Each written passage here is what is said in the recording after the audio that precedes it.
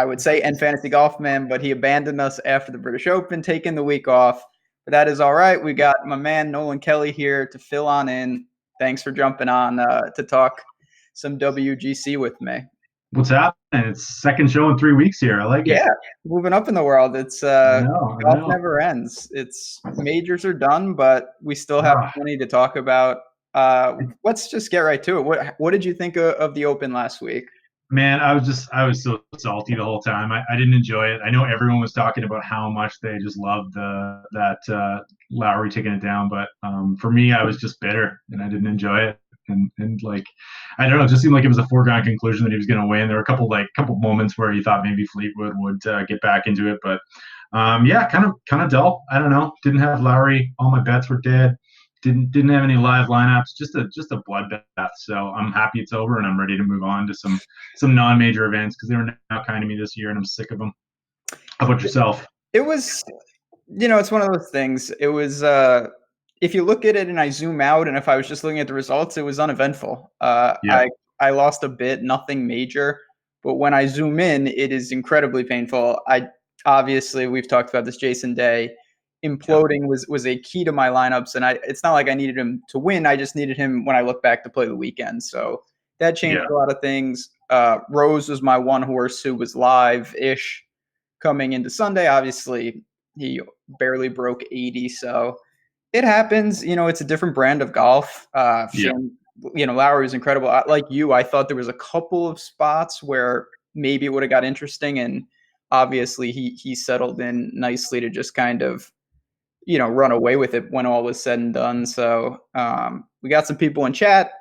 Yeah, Nice. people gave it a run in the millie. Rose was just painful though to see him on Sunday, and now everyone makes the trip, which was going to add. Obviously, we're going to break it all down, but it is interesting that basically this entire field is flying over from Europe. We don't have that situation too often during the year.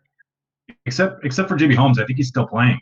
Yeah, exactly. He may or may not be finished with his 87 on Sunday. Oh You're my not going to see god. that too often either. No. And I was kind of cheering for more, to be honest with you. I just wanted to see him implode. It was crazy. Yeah, him and Brooks, what a Oh pairing. yeah, But that we was nice. do, so this is obviously this week is WGC FedEx St. Jude, not Bridgestone. And it's kind of a weird situation. So the St. Jude always is an event, but it's a traditional stroke play event. Obviously, a WGC Bridgestone used to be an event. They've combined them. So we have a non-cut 64 guy. Shane Lowry just withdrew and is playing at TPC Southwind, which we've seen a bunch, just not for this tournament.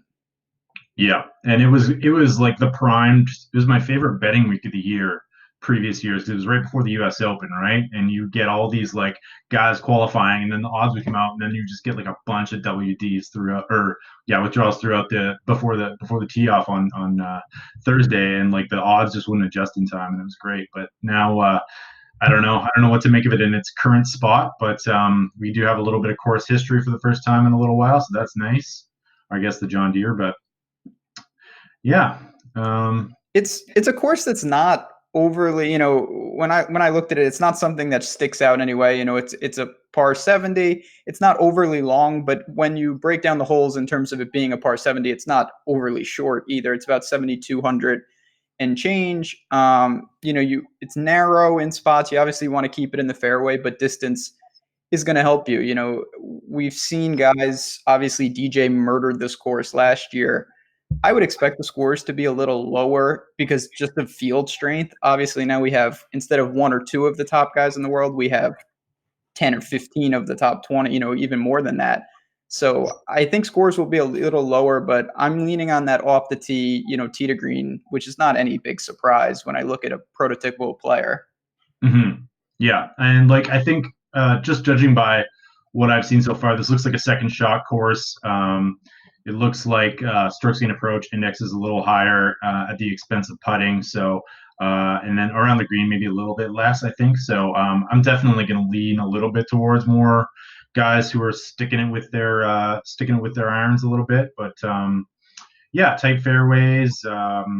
Yeah, I don't know. That's about it. And water hazards, I guess, is the other thing. So you're gonna probably get a little added variance. I think this was the number one course on the PGA Tour. Strokes lost to water hazards. Double double check me on that, but I think that's close. Yeah. Yeah, I mean, it's interesting because we have a non-cut. So obviously, barring a withdrawal, you're going to play 72 holes, but you're also going to see some guys who are posting monster scores. Yeah. It's not going to help a ton. You have a chance to rally on the weekend, but ranking together 4 bad scores is not going to be helpful, obviously. So we'll have to weigh that. But you want to just jump into it? We got obviously some big names. Yeah. Let's do it. Get to the top of this field. Yeah, so we got obviously Brooks kicks us off 11-6. You got DJ and Rory both in the 11s, and then you've got JT, Rahm, and Fleetwood in terms of the 10K plus options. Does any one guy stick out to you, or you think you'll take a somewhat balanced approach up top? Yeah, I'm definitely going to go balanced, and I'm going to let ownership, I think, dictate where I want to go. I think early-ish, it seems like it's probably going to be DJ, Rory, Thomas, 1, 2, 3, probably Koepka coming in around 10%, and then Rahm and Fleetwood maybe a little bit beneath that. So, if no one's going to own Fleetwood again at 5% ownership or something like that, I'll dive in on that. Like I made the mistake of not playing him, even though he rated out really well for Osmo, and he was, I think, the #1 player over 7K in our leverage scores that we publish each week for premium members. So I will kind of let ownership dictate. And I think what everything I've seen from a lot of the pros is that they don't tend to make stands up here if there's a fairly even distribution of guys, right? There's not a lot separating them. Anyone can go off.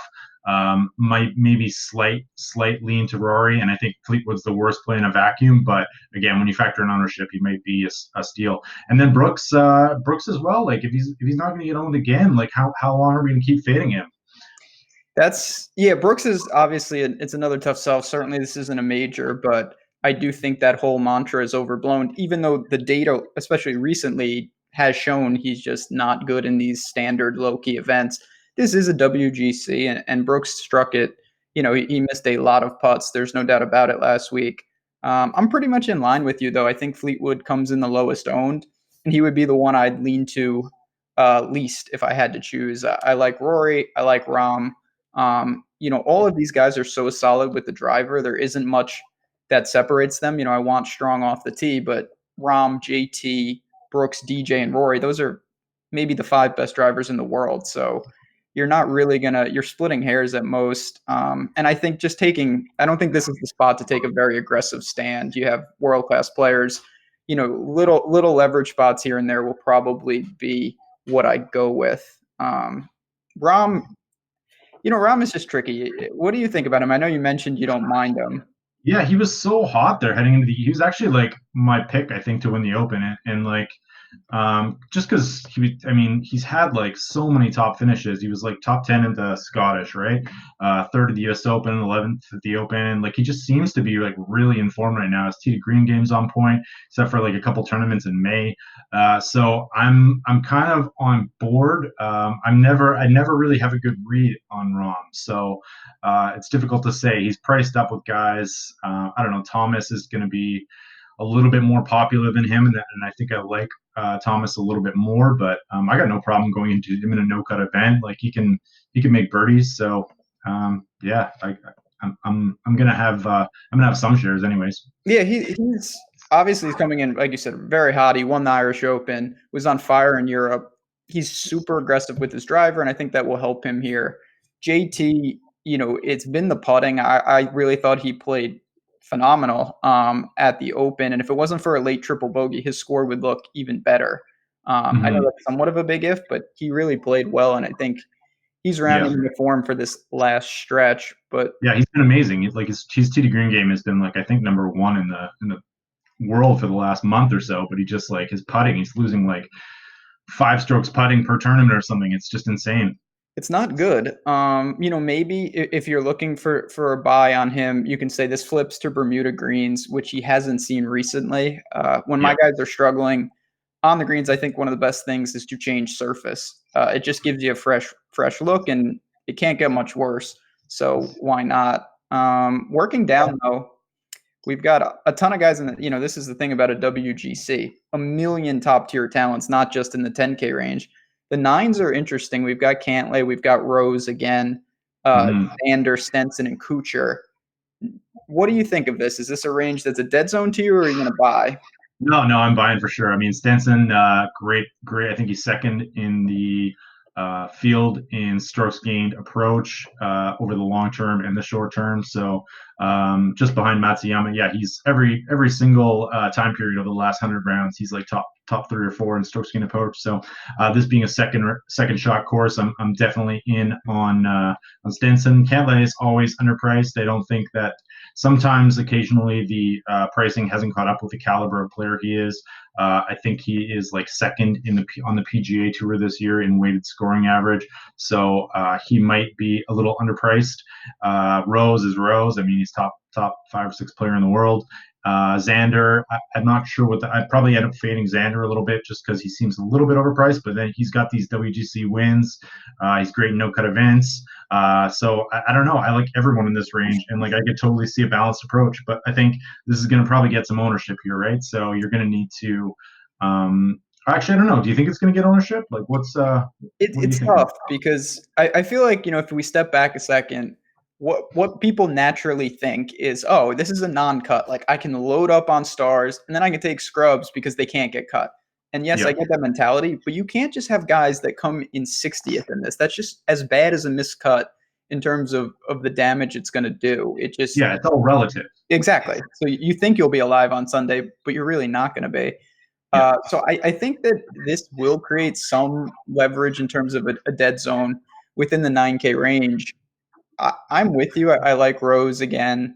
Xander's the one to me who's the most interesting. You brought up good points. He loves WGCs. Loves non cuts. He's a great driver of the ball, which I think will be important here. I always think he's overpriced too, but Mhm. obviously what we've seen him do in big, strong events would tell He's me otherwise. he's kind of like mini Kepka, you know. It's like you Yeah. don't have quite the right read on him because he only really performs well at big events, and so you're not quite entirely sure, is he like a better golfer than that, or is it just that he just plays well under pressure and in big fields. I don't really have an answer for that, but I generally fade because it just seems like so many people are on him, but at the same time, like with good reason, right? Like he just steps up to the plate. So He really does. The rest of the range again, it's tough because obviously these guys are all good enough. If they play their A game, they're going to be there. You can't take everyone. For me, I would probably prioritize Rose over the rest. Don't have a great feel. Kuchar, I think one of his best attributes is his steadiness, his ability to make cuts. Obviously, that's not important here. It's not that he doesn't have upside, but I think for me, he's someone that probably gets squeezed out, especially as we work down. The high eights is loaded with mhm. all the Jagaloons who missed the cut last week. We got Becky, we got Bryson, we got Scott. As we work down, Yeah, what do you think God. about these guys? Oh man, I'm so bitter. Just I got gross. Scott at like I got Scott at 70 to 1 last summer for the Open, and I was just like thinking I was so smart, like just like what a great bet. And I'm so bitter. You are we moving on to the 8K range? Is Yeah, that I mean, I think it's really a sense of, there's an opportunity cost with all these guys. It's not yeah, like, yeah, you love a couple up top, but if you do that, you're not going to be able to take these 8K guys. You're going to have to bump to the sevens. And yeah. I'm not willing to sacrifice. I like Decky. I like Bryson, as Chap accurately predicted. Yeah, I mean Decky is going to be. I would possibly wager he might be the most highly owned golfer in the field this week. That's just a guess, but he'll definitely be up there, probably in the 20 to 25% range. Seems like an ideal course fit with his approach play and the lack of emphasis on putting. So I think with good reason that he's a good fit, and it's going to be really hard to fade if the ownership gets up high. I'll probably just try and match the field. I think DeChambeau's interesting because he was having a little run of form there before the Open, and it just didn't click. I'm willing to throw everything from that week, though. I think like draw, wind, you get a couple bad bounces, all of a sudden you're shooting triple bogeys. So I don't really factor that too much into this. So if he's going to not be owned, I'll take him. Same with Scott. If people are afraid to play him after he just blew up in round one, I think he was +7 or something. So Mhm. I don't mind getting back on there. And then Speed's price is coming down a little bit. It's starting. It's not where it should be given his play. He should probably be in like the high sevens, but he's going to be like probably under 10% owned, 5 to 10% owned. So I don't mind going to him in large GPPs if he's going to be 5% owned, but I don't like it. Yeah, obviously always very difficult to predict because you watch him and you're just like, how is he even hanging Oh, in? Because every time they showed him last week, he was in things that I didn't think you could hit out of, and by the end, it caught up to him to an extent. Um, yeah. you're right, though. He's going to be one of the only true leverage. If you're talking purely ownership, he's Hmm. not going to be popular. But at the same time, I have those guys ahead of him. And as we work to the mid and lower eights, you've got guys like Finau, Casey, Day, even dare I say Usti just lurking. So You gonna I go back to the well here? yeah, I mean, if Usti, you never can predict. It's like football. You're not going to try to predict injuries. But if there was one guy coming off a British Open to just be like, I don't want to play in this, it would be him. Uh, Yeah. that does scare me a little bit. But I'm going to buy on guys like Finau and Day.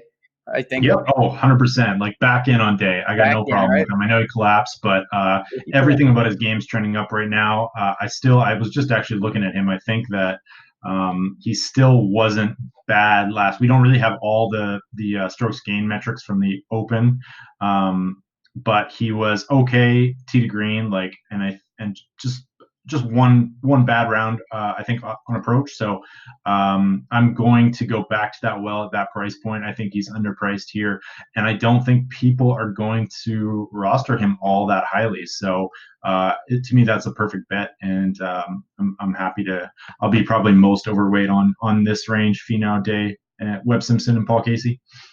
It's a lot there. It's just it's a weird situation with Dave because it's not one where you look at like Adam Scott, obviously incredibly popular last week. I like a lot of people. I actually came in under not intentionally. He was just so popular, and he was Yeah. awful. He had no chance. Day was 4 under through 30 holes. Um, so Oh it's man. it's hard to really glean what happened, and I don't know what to make of that. To be honest, like you, I'm throwing most of last week out. There's a lot to weigh, but at the same time, the miscut guys, they did get back to America a lot faster. Um, Yeah.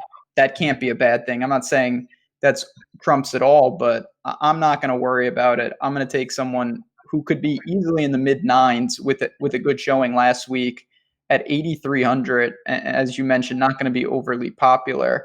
Uh, Yep, his ball striking still trending up too. So he's one of the guys that's trending up the most, I think, in the field. So yeah, happy to get back on there.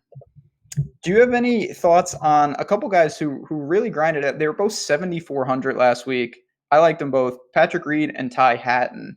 Uh, Yep. they're in these low 8K range. Do you have any feel on either of those guys coming into Southwind? No, but I don't have any feel for Hatton, but I think like Reed's been trending up for a long time here, so I'm gonna get back on him. This doesn't feel like the perfect course for him, but his strokes gained approach has been trending up.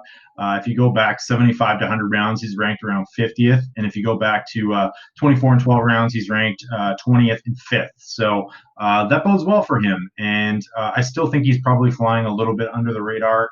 People got on him a little bit last week, especially with this 100 to 1 price. But I'm going to go back to Reed this week for sure. He just seems like a higher caliber player than everyone around him in this price range.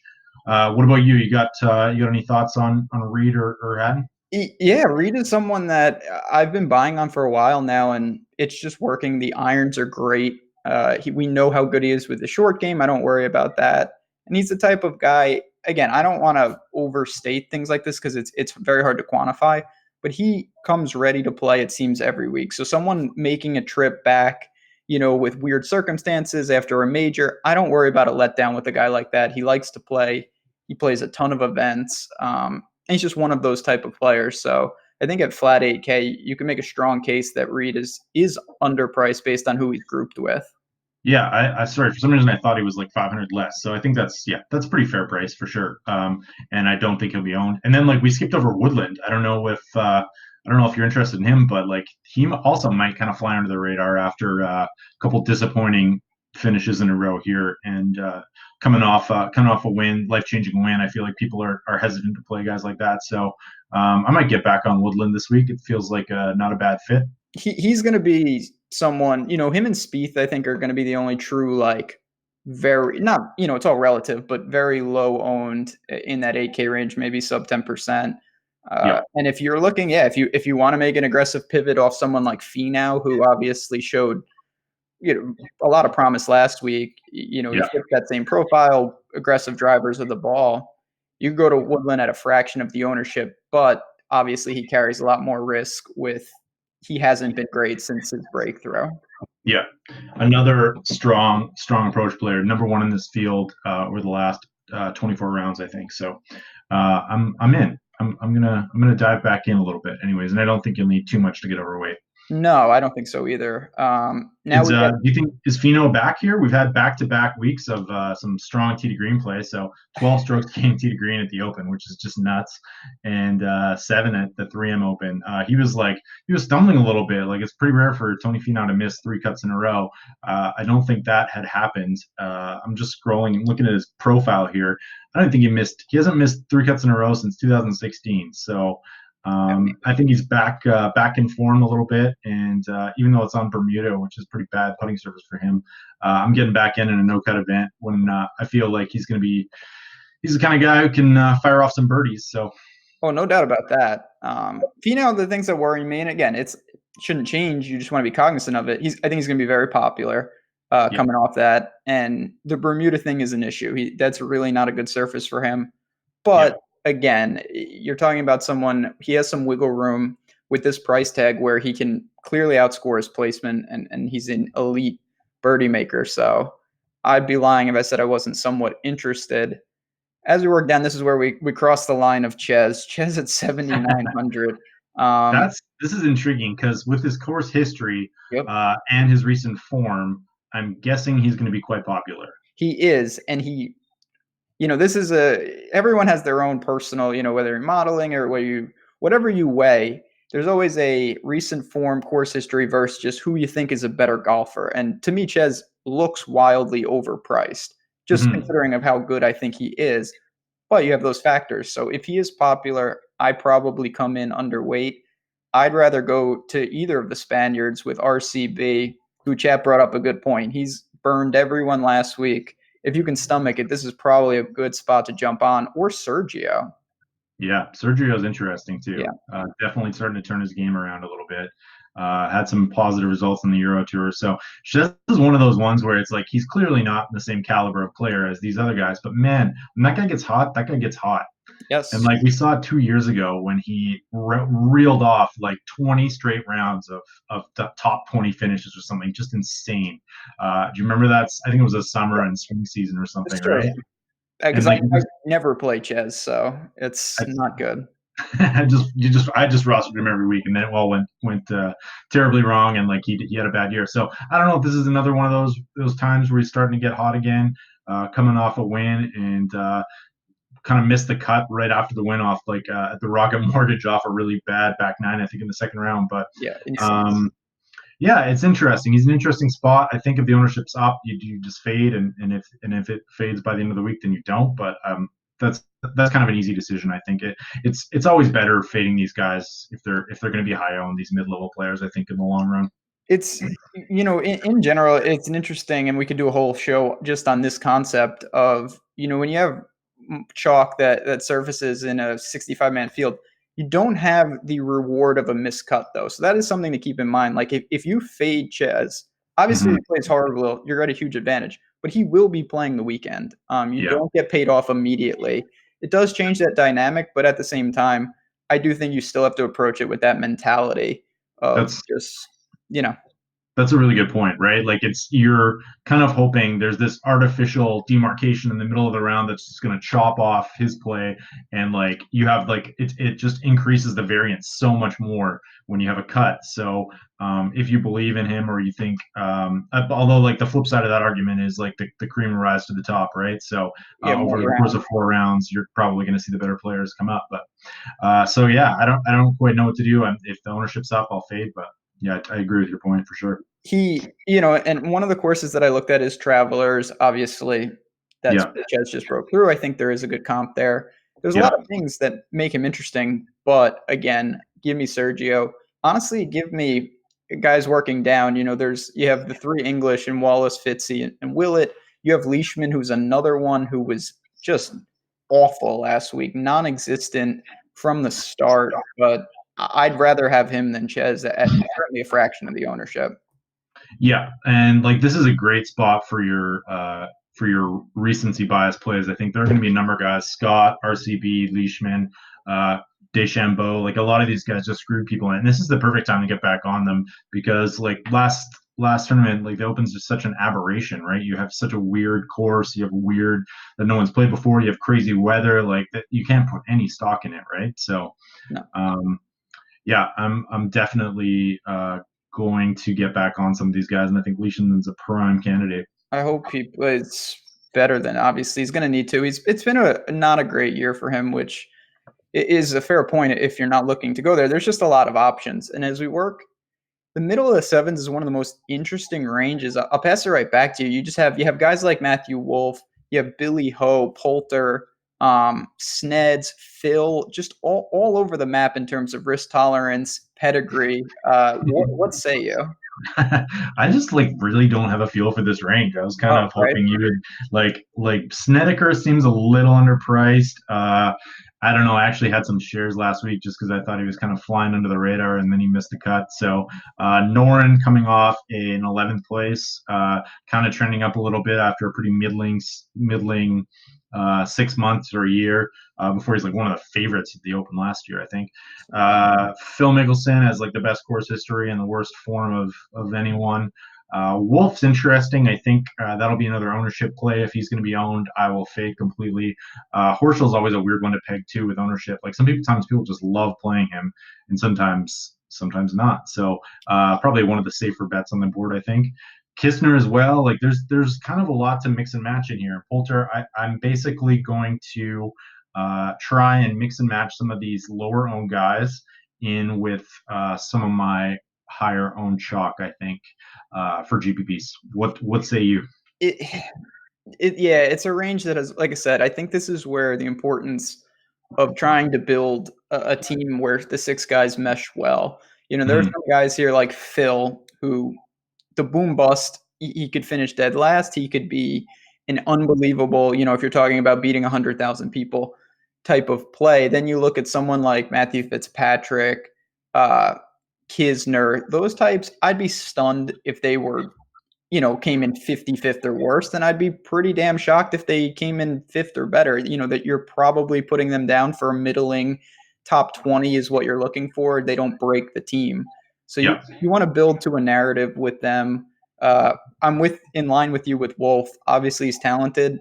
If he's popular, though, I'll probably devote my shares elsewhere. Although the last time we both faded Matt Wolf, we know what happened. So holding those trophies. At least we were on Henley and Wyndham, I think. Yeah, he broke through, and then we had Bill Haas and Henley Bill Haas. showing, Yeah, that's showing what real golf is about. Obviously, he's coming back, man. Yeah, don't hate on Bill.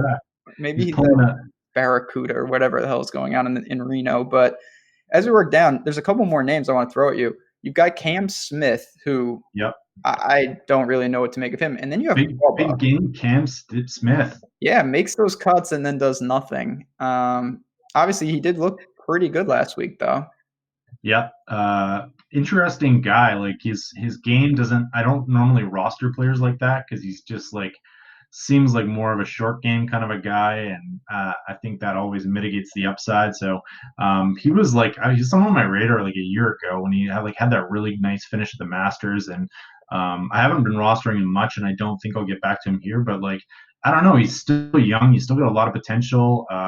He's playing pretty well right now. Like it's one of those ones where you don't really have the stats to back it up, but he makes for a pretty solid play. If he can fix, obviously, we don't have complete stats. It looks like his driver was better last week. That's been the leak in his game. And if he's spraying it all over, it's not going to work. If he fixes that, the rest of his game is fantastic. So you can go there, but the guy I want to talk about is one of the most people just in the world, not even in golf, is Bubba, who I never get right. The yellow ball man. I think this is an interesting spot for a guy. He's got a good traveler's comp, aggressive. We know how crazy he is off the tee, but we don't know if this is a Bubba course. What do you think about him in this spot? I mean, so like I have two thoughts. Like one, I'm not. I know you and Mayo are in, and like We are. we all know what happens when Mayo is in on Bubba, right? So I mean, you got to trust that a little bit. It'll be interesting to see what the Mayo bump does to the ownership there, right? But he's just like not played well for a very long time. So I don't know how to feel. I think that he's a really good GPP play, really good at that price because he pops out of nowhere. You don't know. You have that variable of not knowing if it's a Bubba track, which means like it could be right, and then you are looking at a top five. So I think you're spot on. It's a perfect kind of GPP play. And like a really reasonable price. So I'm okay with it. I'm not haven't been lately, but I'm okay with it here. Yeah. What's like how much are you going to get overweight? So that's the thing. Obviously, tomorrow night, me and Jason Roslin will be breaking it down. Look at that ownership, and I'm not looking to make a massive stand with someone like Bubba, just because the floor is so low. Maybe a 2.5x. Yeah, If he hovers around 10%, I could see myself getting to. But there are options, like I said, when you looked, and Chat just mentioned Danny Willett, who we kind of glossed over. He's playing well. He's not a good Bermuda player, but I don't mind that. I just think the upside's somewhat capped, even yeah. though he's playing pretty consistent. I think you might even get him at less than 10% because the form's is not there. I think maybe like 7, if I had to guess. Good. That's not bad. Pretty easy to get overweight on that, right? I hope so. I mean, that's the key with someone like Bubba. You don't want to. I don't want to overhaul my portfolio, and I can't stomach. I know JB Holmes might be one of the lowest owned players in the entire slate, but as you mentioned, he might still be hacking it out over there. I'm not messing around with him this week. I love playing JB Holmes because he's another one of these guys. It's just like the perfect GPP play. He's either gonna finish 140th or he's gonna be top five, or sometimes both in the same tournament. So Correct. I like JB Holmes because you don't need much to get overweight. Like toss him in like 2 or 3 of your chalkier lineups with your safer plays. Hope for that.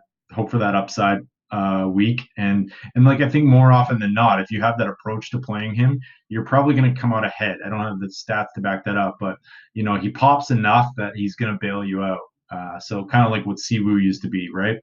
He just kind of has those tournaments where he pops. So yeah, I think it's going to be really hard to get back on him this week after that blow up. Like I don't know what that does to you mentally. Deschambeau would probably be in a dark room recovering for a month with the mental damage. So yeah, we'll see. That's an interesting one though. It's true though, and again, we could do a whole show on this. But JB is he's had a horrible year. Yet if you had him at Genesis, he could cover you for 5 years if you connect the dots in the right week. Yeah. So that's really what you are doing. And DFS in general, it's a sport, especially if you're playing high variance tournaments. You're going to lose significantly more than you're going to win in terms of weeks. But the week or the 2 weeks that you win can cover 100 weeks.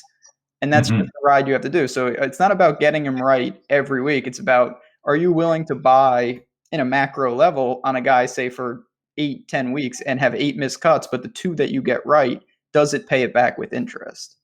And a third place finish last year, I believe, at this tournament. I hate that guy. Having said all that, JB took me into oblivion. I can't get there. And then this is the thing with only 64 guys, you don't have a ton of options in each price point. You only have a handful of guys in each range. So we're crashing into the sixes where obviously the Keegan range. Yeah, the Keegan range, which he's going to be pretty popular, I think.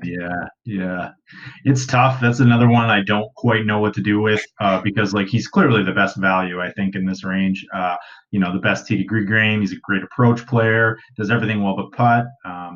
And he just seems like a value, but it depends like if he's going to be 20% owned or something. I don't think he gets that high, but I'd rather go elsewhere, I guess, just because there's so much variance. But I think great play in a vacuum. I can't really make a case against him.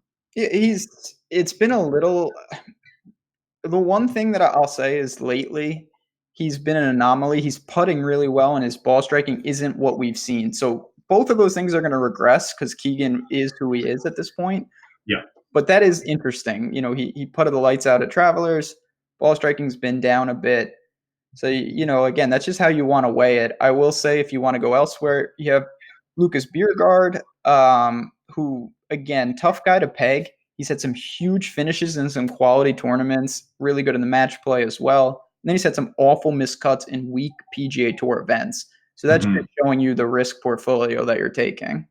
Yeah, coming off a bunch of miscuts in a row before finishing 216 last week. So That's it's really odd. Like at Valero, he was awful, but yeah, then you look at some of the strong events and he was very good. yeah, PGA Championship, 16th, 21st at the Masters, like Bizarre. totally bizarre. Maybe he's mini Brooks Xander. That's right. Just because he doesn't care. He's the homeless version of Xander. I like Yeah. that guy though. I mean, there's three of them honestly, because Thunder Bear is also that kind of guy. You know, Thorborn Olesen, he Yep. pops in monster places. Hao Tong Lee has done that at times. Do you find yourself looking at those guys if you don't want to go to Keegan? Yeah, I'm struggling to find like a good play down here. And like not to sound like a broken record, but I think like for me, I'm gonna be like I'm gonna trust the projections a lot, I think, and try to find some like values. Like if Hao Tong Lee is gonna be super underowned, then I'll take him, right? He's also had some strong field success. Thorben Olsen, I think, has like really bad putting splits, so I was gonna get off him a little bit.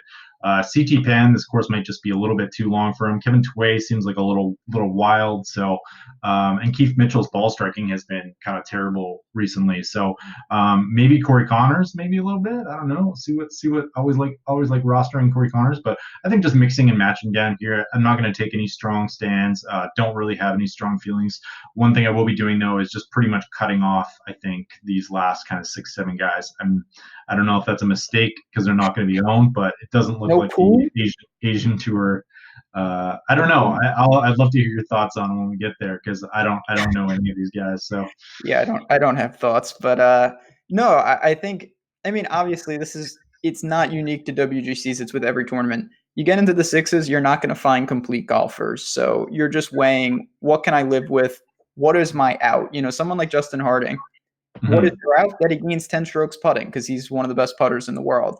What is mhm, your out with, you know, some of these other guys is that they crush it tee to green and they hold on putting and, you know, they rack up a ton of birdies, outscore their placement points. Kevin Na, I just want to, people have mentioned him in chat. He was injured with the neck. He's pulled out of 3 straight tournaments. He's coming back. Major red flags, though, if there's a serious withdrawal risk. So you can roster him, but it's very dicey at best. And you brought up with Killer Keith. I just want to double down on that. He had a lot of success on Bermuda and Florida, but his iron mhm. straight broken right now. Yeah.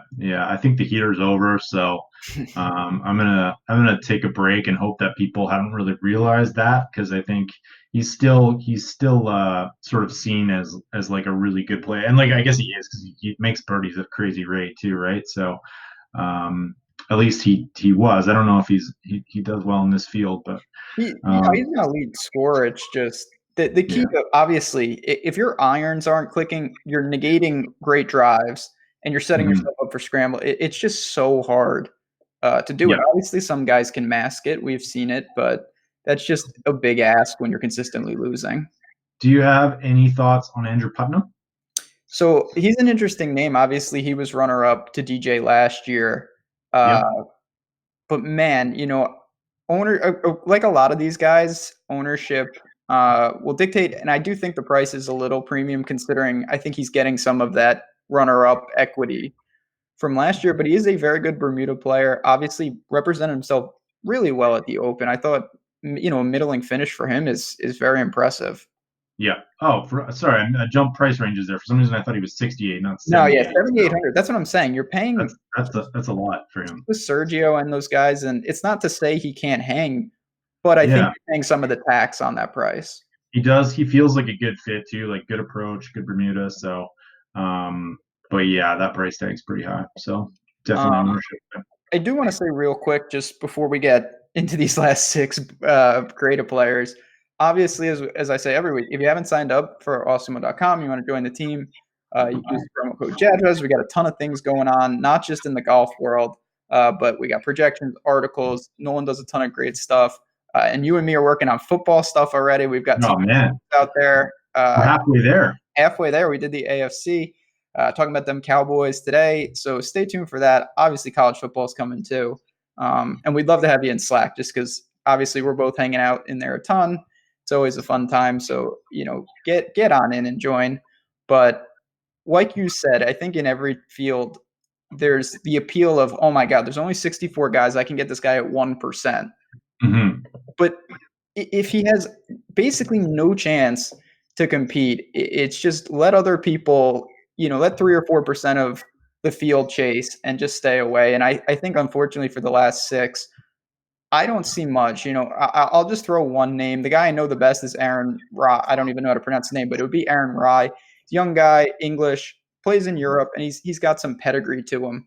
But it's Mm-hmm. such a tough sell. We saw Sharma at one of them. I think it was in Mexico, hanging there. But I don't think I'm going to go to these guys at all.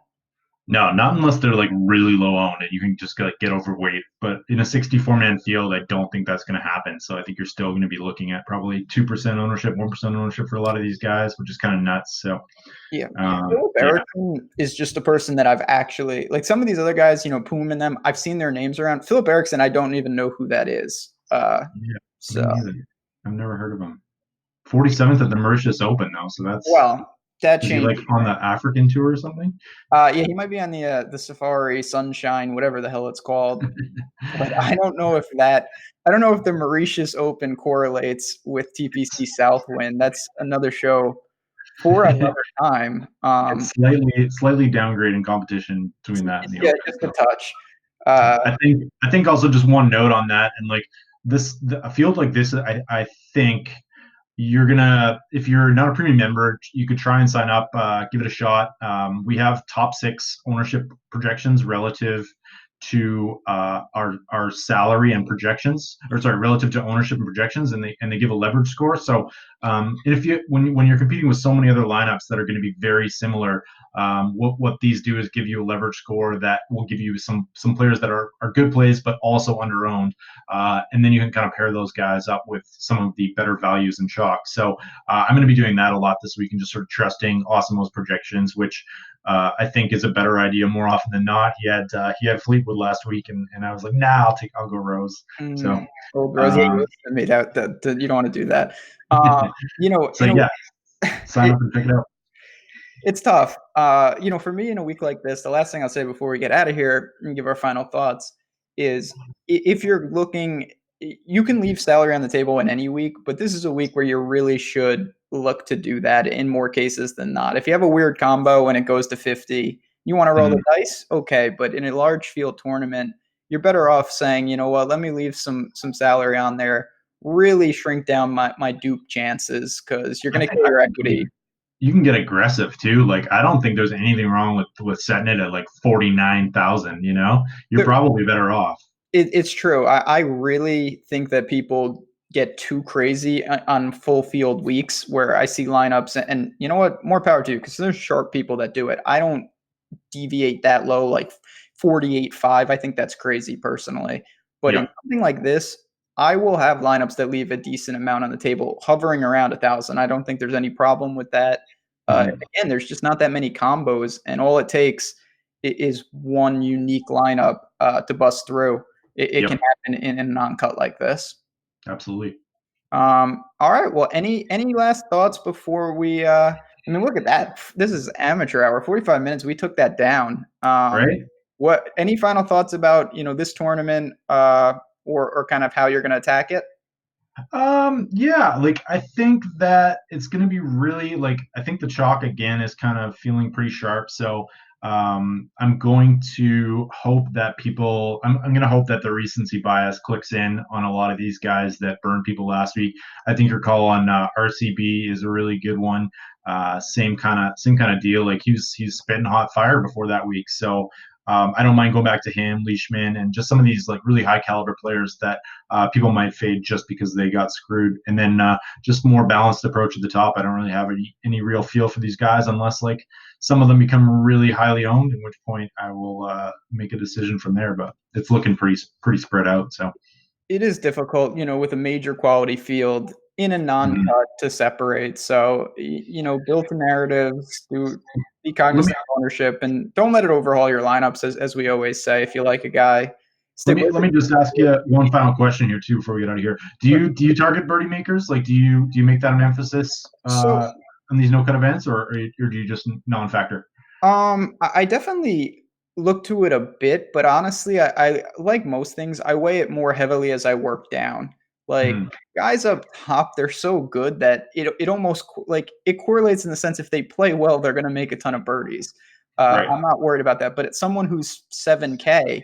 I'm saying I want to give myself a double chance. If they play good, they're just going to play good. If they play bad and they make a ton of birdies and they blow up on the water, maybe I can sneak out 35th in total scoring, even with a 50th place finish. And that makes a huge difference. So for the lower end guys, I think you definitely want to add in, say, you know what, I have that extra bullet, that extra out with just pure upside. I think that's a great way of putting it. Actually, I never really thought about it in those terms, but it's kind of smart because you might have a guy who's just going to outscore his finish position in addition to having a chance at finishing near the top too, right? Exactly. It's kind of just Everything that breaks. extra bullet. And you know, when you have someone at 10,000, if they don't play well, yeah, maybe they can mitigate the damage a little, but more likely than not, you're in huge trouble. They have to play well. Whereas that's not the case as you work down. You do have that other out, and that's what I'm looking to do. Sounds like we're going all Killer Keith then. Let's go. Yeah, as I said, don't like him, but load him up on pure upside. He is someone like that. There's no doubt about it. He scores like a banshee. Yeah. Same with Phil, who is as dicey as Phil. they come. But oh boy, the very last thing I do want to say, Chad, if you haven't seen the news, the PGA and DraftKings have partnered up, and you know, from what I know, the PGA had been pretty reluctant to really embrace it, and it looks like that's changed. So it really opens the door for hopefully a ton of content, hopefully a ton of collaboration. I think that an obvious move would be to really start integrating the platform, the feed, and take a bigger stance for them. I'm really Mhm. excited for what it holds. I think that's a big boost to DFS golf. It shows that like they're being a little bit forward thinking, I think, about this, which is nice. And it shows that they're aware, I think, as well, that the boost that DFS has given the product, right? Like there's an entire generation of golf fans, I think, that are just paying attention to the sport because of DFS. And maybe that will change the way they cover the sport as well. Like maybe if they're really cognizant of this, we'll start to see, less 3 minute shots of somebody taking practice shots and wiping down their irons, and more like actual shots, because I think the potential for growth is there. And if the next generation does not want to watch three players play an entire round of golf, unless it's maybe closer to the fourth round of a major or something, and they're far ahead. So yeah, it's interesting. Do you see, like, do you think there'll be any major changes to the approach, or like what do you think the biggest differences will be for this? No, I think, just to echo your thoughts, there's a lot of room for embracing why a lot of people are watching this stuff, and it's because they're gambling in Mm, one form or another. So having a cut sweat show, having something that breaks down other intricate parts of what keep people engaged is something that they should move towards, not away. That's a simple thing.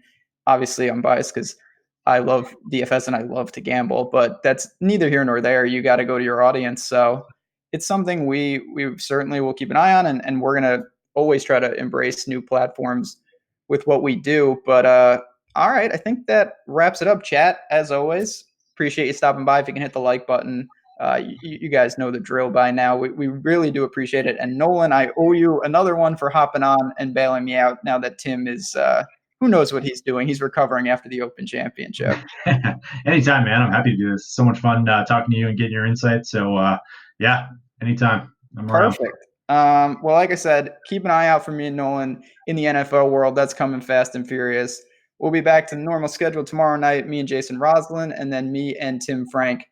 Next week, I think that actually is the Wyndham. So we will talk to you then. Good luck, everyone.